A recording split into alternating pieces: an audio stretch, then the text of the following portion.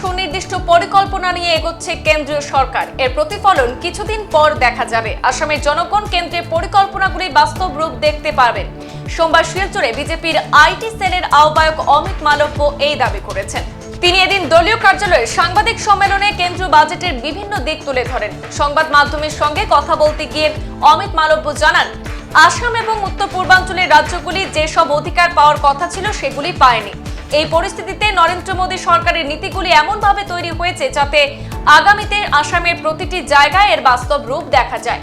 শুধু তাই নয়, বরাক উপত্যকার জন্য অনেক পরিকল্পনা প্রস্তুত করার কাজ চলছে। মুখ্যমন্ত্রী ডক্টর হিমন্ত বিশ্ব শর্মা অনেকবার এখানে সফর করে বরাকে মৌলিক পরিকাঠামো গড়ে তোলার কথা তুলে ধরেছেন।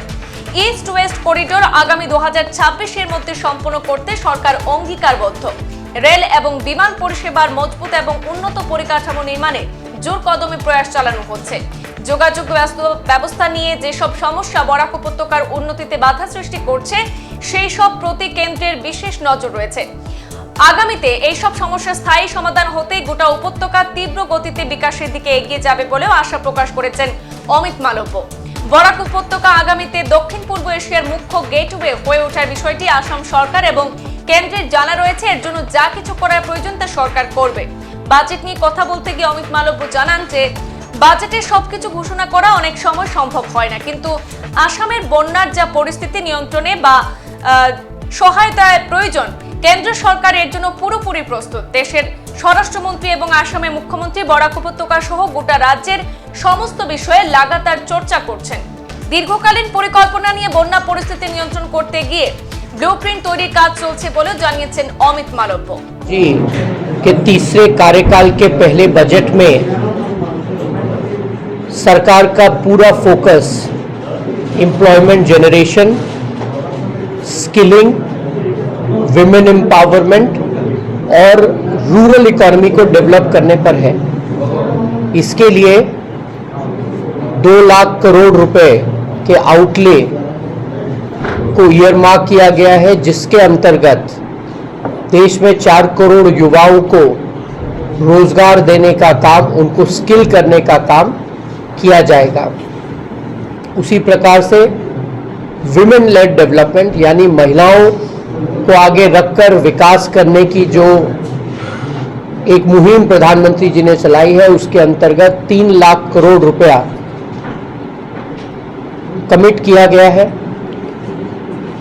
किसान और एग्रीकल्चर को बढ़ावा देने के लिए इसी प्रकार से नरेंद्र मोदी जी की सरकार ने लगभग 1.76 लाख करोड़ है जो उसको ईयरमार्क किया है, और रूरल डेवलपमेंट के लिए 2.6 लाख करोड़ जो है उसको कमिट किया है। असम के लिए जो डेवलपमेंट फंड पिछले 10 सालों में नरेंद्र मोदी जी की सरकार से भेजा गया, उसमें 256% का इंक्रीमेंट देखा गया है। यूपीए के शासनकाल में असम को केंद्र से 64,412 करोड़ रुपीस मिलता था। नरेंद्र मोदी जी की सरकार आने के बाद यही संख्या, यही अमाउंट बढ़ के 2,29,519 करोड़ हो गई है। उसी प्रकार से grants and aid from government of India भी पिछले 10 सालों में यूपीए के कार्यकाल के कंपैरिजन में 249% बढ़ा। यूपीए के शासनकाल में असम को 63,179 करोड़ ग्रांट्स सेंट्रल गवर्नमेंट से मिलते थे। ये जो राशि है बढ़कर 2,20,295 करोड़ हो गई। उसी प्रकार से पिछले 5 सालों में असम को 12,875 करोड़ रुपीस 50-ईयर इंटरेस्ट फ्री लोन की तरह केंद्र सरकार से मिला है। नरेंद्र मोदी जी की सरकार असम में medical infrastructure, education infrastructure, roads, railways, airways इन सब के विकास के लिए पूरी तरीके से कमिटेड है। असम को मेडिकल टूरिज्म के हब की तरह डेवलप करना, एम्स में गुवाहाटी देना, कैंसर हॉस्पिटल का सबसे बड़ा नेटवर्क साउथ एशिया का यहाँ पे क्रिएट करना, इन सारे आयामों को नरेंद्र मोदी जी की सरकार ने यहाँ पर यथार्थ रूप देने का काम किया है। असम की अस्मिता लचित बोरफुकन जी को उचित सम्मान मिले, उसके लिए भी हमारी सरकार ने प्रयास किया है। टूरिज्म और कल्चरल जो एम्पावरमेंट असम स्टेट के लिए चाहिए, उसके लिए भी केंद्र सरकार पूरी तरीके से प्रतिबद्ध है।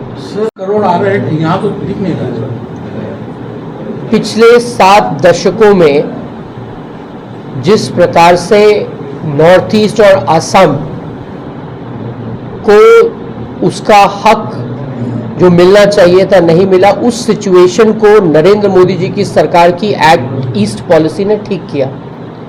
उसके चलते आज असम का विकास हो रहा है और आने वाले दिनों में असम के हर क्षेत्र पर उतना ही फोकस आप देखेंगे।